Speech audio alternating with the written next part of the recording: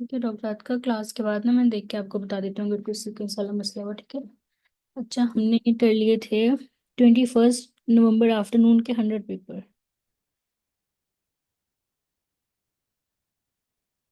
अच्छा जी, ये अच्छा, ये दूसरा पेपर आ गया।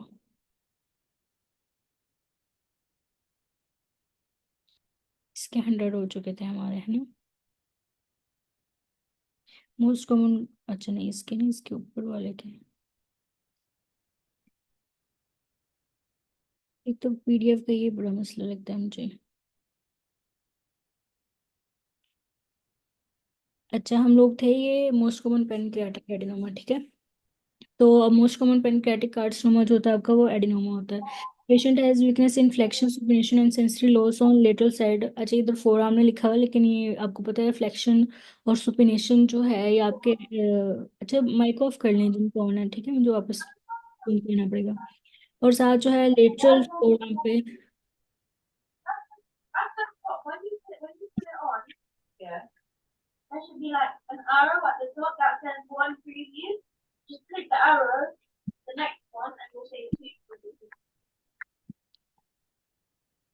Doctor Riyaz please mic off कर लें।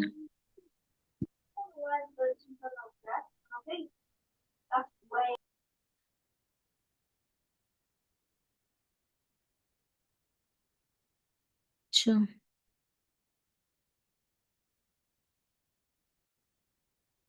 अच्छा जी, 101 है। अच्छा, इसमें जो है ना, ये आपकी मस्कुलोकुटेनियस नर्व होती है। ठीक है।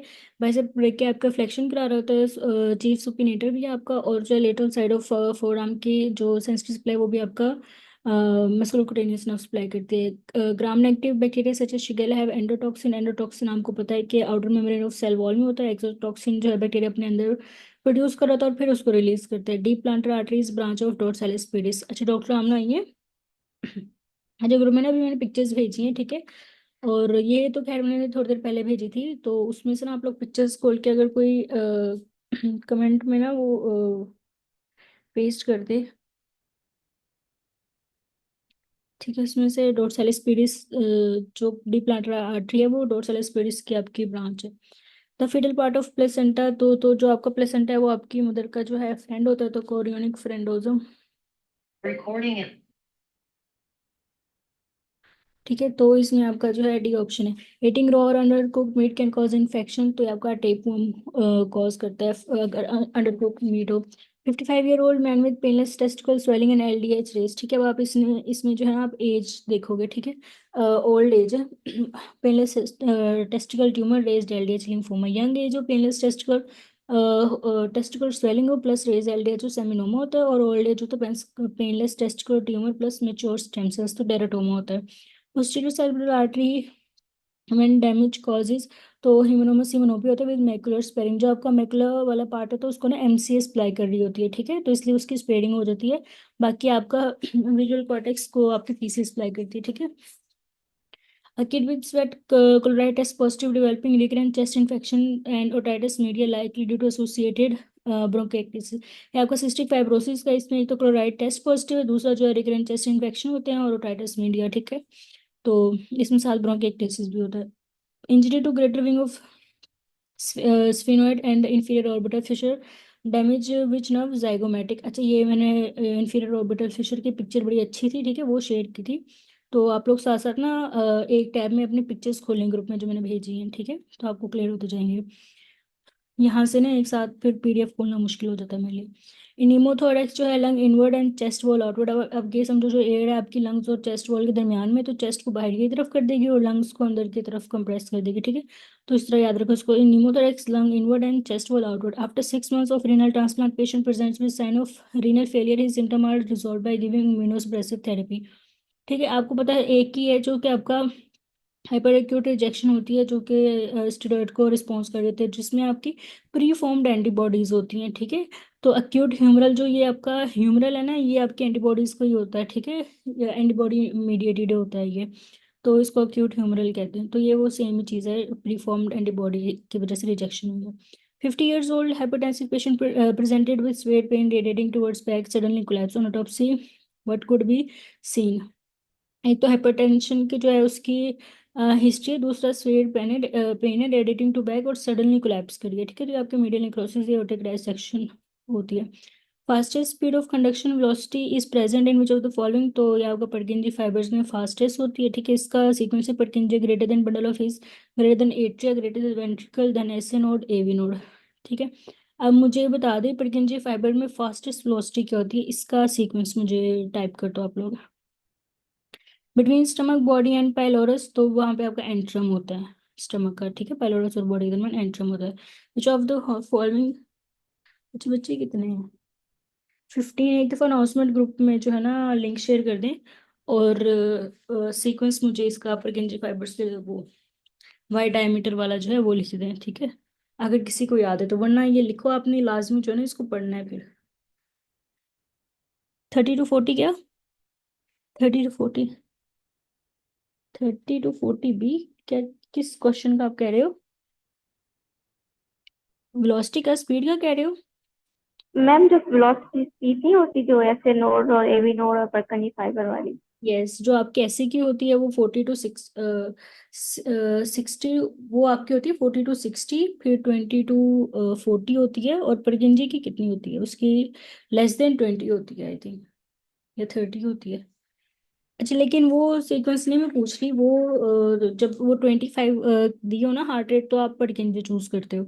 लेकिन ये मैं पूछ रही हूँ इसकी फास्टेस्ट वेलोसिटी होती क्यों है, वो वाई डायमीटर की वजह से, ठीक है। मैम वो कंडक्ट इंडक्शन वाला जो हार्मोनिक। इन सीक्वेंस देखो, किसी को भी नहीं याद है आप लोगों में से। अच्छा, बिटवीन, अच्छा ये हो गया। Which of the following hernia is associated with herniation through Hesselbach triangle, ठीक है। ये आपका डायरेक्ट होता है, जो कि फेशियल ट्रांसवर्स सैलिस में डिफेक्ट होता है, हेजलबैक ट्रायंगल से जो है हर्निएट कर जाता है, तो वो आपका डायरेक्ट इंगुइनल हर्निया होता है, ठीक है। Fertilin at head of sperm helps in, तो adherence of sperm head to ovum membrane, ठीक है। स्पर्म ने जाके ओवम से अडहेयर करना होता है, तो वो फर्टिलिन के थ्रू करते हैं। Fertilin adherence of sperm to ovum, acrosin जो होती है वो एक्रोसोम रिएक्शन कर रही होती है, जोना प्लूसिडा को, प्रोटियोलिटिक एंजाइम होते हैं इसमें, ठीक है, उसको डाइजेस्ट कर रही होती है।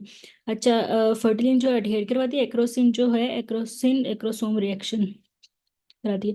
The part of sperm containing proteolytic enzyme to digest the zona pellucida, तो ये आपका एक्रोसोम होता है, ठीक है। फर्टिलिन ने सिर्फ अडहेयर कराना है, जो रिएक्शन करना है वो आपके एक्रोसोम ने करना है। Structure from medial to lateral in femoral triangle, तो ये वैन का निमोनिक है आपका, वेन है आपकी मीडियल साइड पे, फिर आर्टरी है, फिर नर्व है, ठीक है।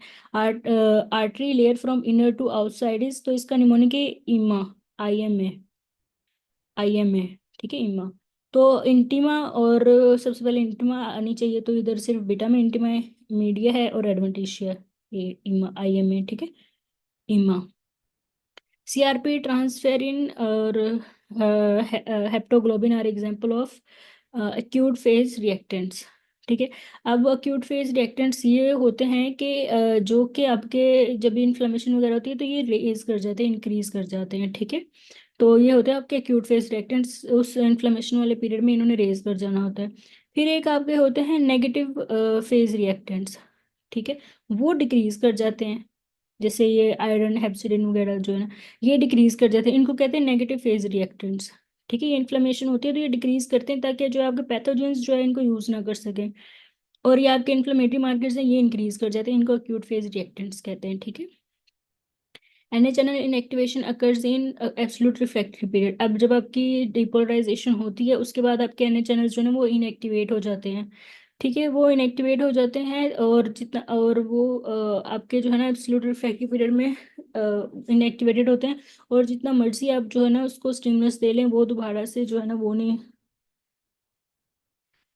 यस डॉक्टर बख्तावर, ठीक है। आप लोगों को अगर थोड़ा बहुत भी कंफ्यूजन हो तो इन पॉइंट्स को लिख लो, इन्होंने यहाँ ना, और MCQ कहाँ से आते हैं, इस दफ़ा अगर उन्होंने डायमीटर पूछ लिया, अगली दफ़ा वो सोडियम चैनल पूछ लेंगे, ठीक है। अच्छा, तो जो है ना, अच्छा सोडियम चैनल्स का मैं बता रही थी। अच्छा, सोडियम चैनल इनएक्टिवेट हो जाते हैं और दोबारा ना ये रीओपन नहीं होते तब तक, ठीक है, और ये बैक टू रेस्टिंग स्टेट चले जाते हैं, और ये रिफ्रैक्टरी पीरियड होता है, जितना मर्जी आप स्टिमुलेट दे दो इन्होंने दोबारा एक्टिवेट नहीं होना, ठीक है। तो आपका एब्सोल्यूट रिफ्रैक्टरी पीरियड होता है। अच्छा, क्वेश्चन नंबर है, when due to both sides lateral pterygoid and anterior belly of digastric contract or pull leads to opening of mouth. अब आप देखो क्लोजर जो माउथ क्लोजिंग वो कर रहा था वो आपके मीडियल टेरिगोइड्स कर रहे थे, तब आप एल बोलते हो तो आपका मुंह खुल जाता है ना, एल। और जब आप एम बोलते हो तो मुंह बंद हो जाता है। तो क्लोजिंग ऑफ माउथ में मीडियल टेरिगोइड होता है और ओपनिंग में लेटरल टेरिगोइड और एंटीरियर बेली ऑफ डायगेस्ट्रिक्ट। ठीक है, तो इसे याद रखना। और आपको पता है क्लोजिंग ऑफ माउथ का निमोनिक था मैम। ठीक है, तो आपने ये सारे मसल्स याद करने हैं, क्लोजिंग और ओपनिंग वाले। ठीक है। अच्छा, excess normal saline infuse this will lead to increase blood volume. जो नॉर्मल सलाइन आप दे रहे होते हैं, एक तो वो आपका ब्लड वॉल्यूम इंक्रीज कर देता है, ठीक, ब्लड वॉल्यूम को इंक्रीज कर देता है, आप फ्लूइड दे रहे हो। दूसरा आपने ये याद रखना है, अगर आप हाइपरटोनिक दोगे ना नॉर्मल सलाइन, तो वो आपके आईसीएफ से फ्लूइड जो ईसीएफ में शिफ्ट कर देता है। ठीक है, उसकी वजह से भी आपका जो है वॉल्यूम एक्सपेंशन होती है। Insulin dependent GLUT is GLUT 4। ठीक है, वो ब्रेक लिप्स वाला वो सारा जो पेज एक भेजा हुआ है ना मैंने ग्रुप में, वो आपने लाजमी पढ़ लेना एक दफा। तो insulin dependent GLUT 4, transport of glucose across cell membrane occurs by facilitated diffusion. एक तो जो है ना आपका ग्लूकोज ने ट्रांसफर होना होता है थ्रू फैसिलिटेटेड डिफ्यूजन, सिवाय आपकी इंटेस्टाइन के और पीसीटी के और सॉरी किडनी के और इंटेस्टाइन के, उधर इसने सेकेंडरी एक्टिव ट्रांसपोर्ट के थ्रू जाना होता है। ठीक है, बाकी जगह इसने फैसिलिटेटेड डिफ्यूजन के थ्रू ट्रांसपोर्ट होना है। As a resident in paediatrics you are called to see a newborn who has unilateral cleft lip and unilateral cleft of the primary palate. This condition is most likely result of तो failure of fusion of maxillary prominence with the medial nasal prominence। ठीक है, ये unilateral है तो failure of fusion of maxillary prominence with medial nasal prominence। ये आप लोग ना, वो मैंने पिक्चर भेजी है ये प्रोमिनेंसेस की। ठीक है, वो लाजमी देख लें, साथ खोल लें ग्रुप में पिक्चर्स भी। Cause of kidney stone in vitamin A, तो एट्रोफी ऑफ रीनल म्यूकोजा हो जाती है। ठीक है, आपको पता है विटामिन ए हो तो विटामिन ए की डेफिशिएंसी हो तो आपकी एपिथेलियम की इंटेग्रिटी मेंटेन नहीं रह सकती, उसकी थिनिंग हो जाती है और वेस्टिंग हो जाती है। ठीक है, और रिनल म्यूकोसा की जब थिनिंग और वेस्टिंग हो जाएगी तो वो अपना फंक्शन जो है प्रॉपरली परफॉर्म नहीं कर पाते और उसकी एट्रोफी हो जाती है। ठीक है, विटामिन ए जो ना आपकी एपिथेलियल इंटेग्रिटी को मेंटेन कर रहा होता है। 55-year-old male having scrotal mass and raised LDH, probable diagnosis is testicular lymphoma. वही सेम 55 दिया हुआ है। Thumb flexion is caused by the branch of ulnar nerve.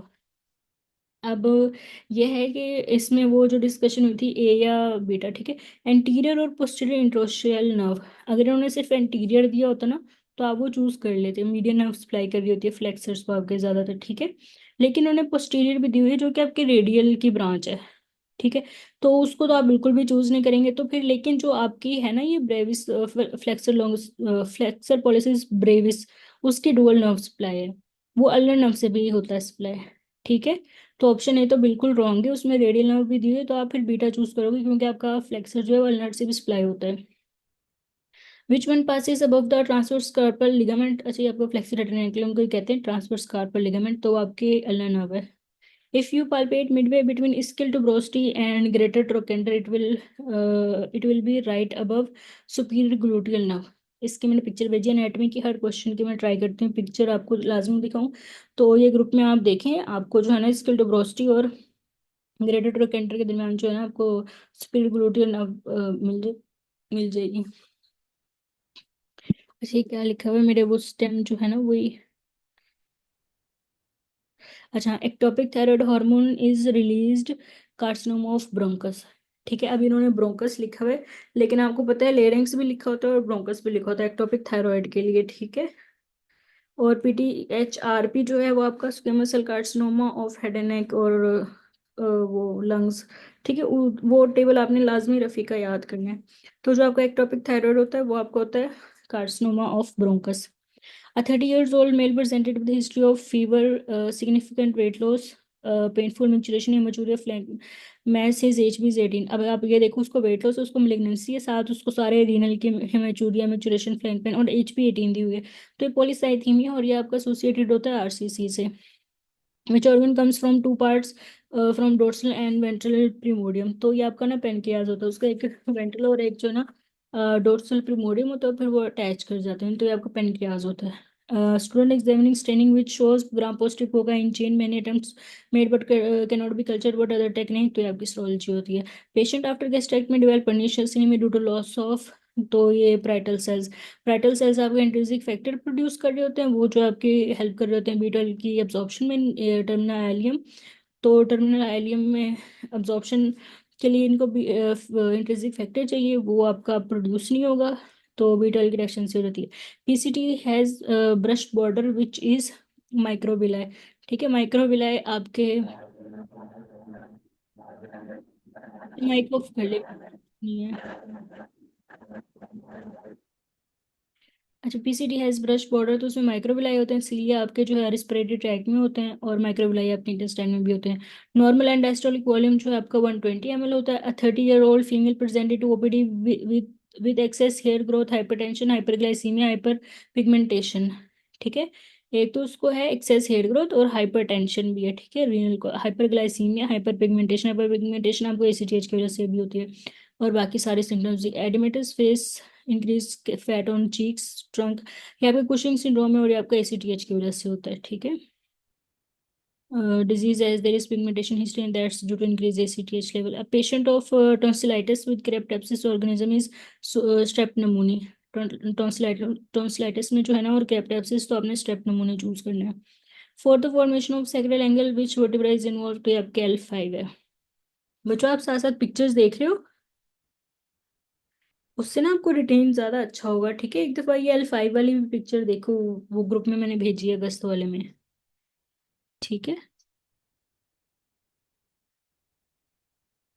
अच्छा आप लोग जाग रहे हैं, हम सब खड़े होके खड़े कुछ कुछ बोलें।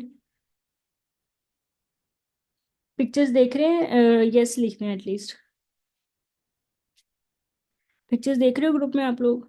ठीक है, ठीक है, सारे लिखते हैं, ये तो 2-3 रेगुलर वाले बच्चे ही हो, बाकी भी लिखें, सिर्फ सुनना नहीं है प्लीज। अच्छा, ठीक है, L5 वाली भी देख लेना, वहाँ एंगल बनाता है। फोलिकुलर लिम्फोमा जीन इन्वॉल्व, तो ये आपका BCL2 है। अच्छा, इसकी ना मैंने आपको पिक्चर भेजी होगी, अच्छा पिक्चर भेजी है, इसमें जो है ना ये फेसबुक ग्रुप में बड़ी अच्छी लिखी हुई थी, सारे आपके वो जीन्स भी और साथ वो लेवल्स। ठीक है, ये ऊपर वालों में जाएं आप। अच्छा, मैंने खोली हुई है। अच्छा, इसमें BCR-ABL जो है CML का है आपका, ठीक है, 922, और जो BCL2 है फॉलिकुलर का एंड अनडिफरेंशिएटेड लिम्फोमास का, इसका 14-18 है। ठीक है, सीमिक वही बर्किट का 8-14, और एलमिक जो है लंग ट्यूमर का है, एनमिक न्यूरोब्लास्टोमा का है। ठीक है, तो BCL जो 2 है वो आपका फॉलिकुलर और अनडिफरेंशिएटेड लिम्फोमास का है। अच्छा, क्वेश्चन है low grade follicular lymphoma translocation, वही आपके भी जो मैं बताइए 14-18, which one is a sesamoid bone, तो ये आपके पटेला होती है। A middle aged woman with pain in temporal region and pulsation felt in temporal region, how now having visual disturbances। अच्छा, ये जो है ना आपके माइग्रेन का और जॉइंट सेल आर्थराइटिस के सिम्टम्स ना इन्होंने इसी तरह से दी होती हैं, नियरली सेम होती हैं, लेकिन आपने इसका ये रखना है कि दोनों में ऐसी पल्सेशंस होती हैं टेम्पोरल रीजन पे, और ठीक है पेन होते हैं सर कुछ, लेकिन उस माइग्रेन में भी ब्लरीनेस हो जाती है, लेकिन आपकी जो जॉइंट सेल आर्थराइटिस है ना उसमें आपकी विजुअल डिस्टर्बेंस स्वेड होती हैं।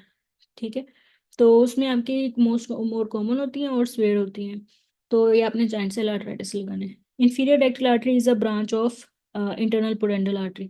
अच्छा, सुपीरियर रेक्टल किसकी ब्रांच है और मिडिल रेक्टल किसकी ब्रांच है? हाँ, very good. inferior mesenteric artery, और मीडियल,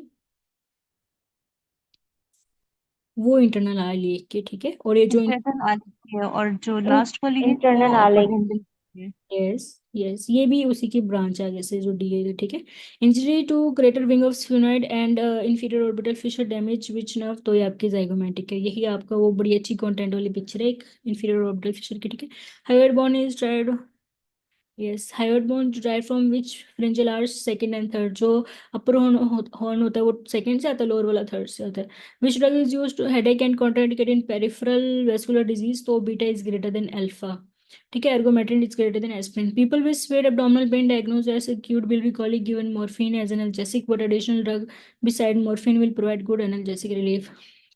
हायोसिन बुटाइल ब्रोमाइड, ठीक है, पेशेंट जो है बिलरी गोली के दर्द से है और वो हाई हाई कर रहा है ER में आते ही, ठीक है, तो आप उसको हायोसिन बुटाइल ब्रोमाइड दे दोगे।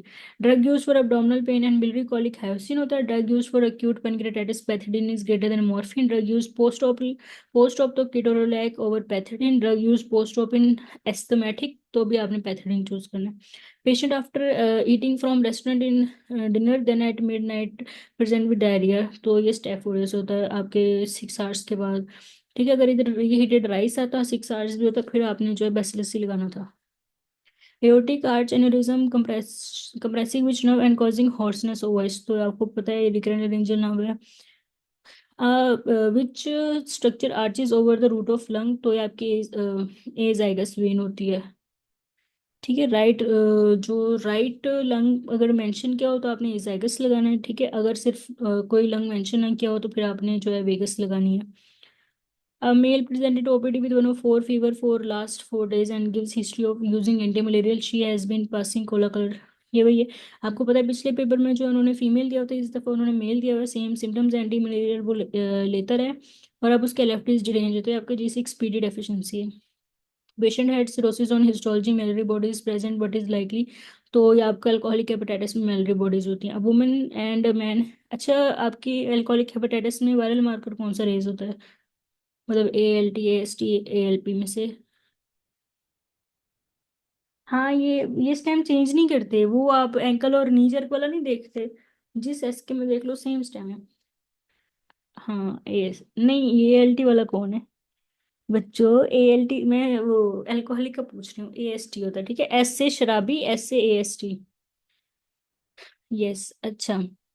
पेशेंट है, अच्छा ये हो गया। अब वुमेन हिस्ट्री ऑफ रिकरेंट, अच्छा history of recurrent pregnancy there clinical and genetic history of unremarkable but all pregnancies end up still birth, how will you investigate, तो आप क्रायोटाइपिंग कराते हैं। यहाँ पे क्रोमोसोमल जो है ना abnormalities में बता रही होती है, उसकी रीअरेंजमेंट वगैरह बता रही होती है, तो आप क्रायोटाइपिंग करा रहे होते हैं उसमें। Gram negative bacteria such as shigella have endotoxin outer membrane cell wall glucose enter skeletal muscle via GLUT4।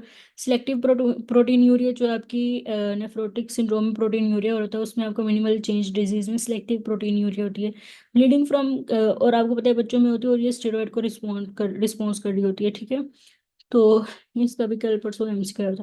Bleeding from kidney contain within greater fascia will go where, तो ये आपकी इंफीरियर इनटू पेल्विस, क्योंकि ये आपके retroperitoneal पड़े होते हैं, और रेट्रोपेरिटोनियल में इन्फेक्शन जो वो स्प्रेड कर जाता है आपकी पेल्विक कैविटी में। Thoracic duct blockage chylopericardium. ठीक है, ये जो आपका कैलोपेरिकार्डियम होता है ना, ये एक एक्यूमुलेशन होती है काइल की लाए, काइल ना ये लिम्फी होता है काइल। ठीक है, इसकी एक्यूमुलेशन हो जाती है, और ये मिल्की बॉडीली फ्लूइड होता है rich in fat. Mic off कर लें प्लीज अगर क्वेश्चन नहीं है। अच्छा, विद इन पेरिकार्डियल कैविटी जो है ना एक्यूमुलेशन हो जाती है काइल की, जो है एक मिल्की बॉडीली फ्लूइड है, और जो which is rich in fat and lymph. ठीक है, तो इसको कहते हैं कैलोपेरिकार्डियम। चलो इधर ना मैं इसकी रिकॉर्डिंग खत्म करती हूँ, और ये सेम रिकॉर्डिंग जो है ना मैं उनको भेज दूंगी, फिर हम नेक्स्ट पेपर करते हैं।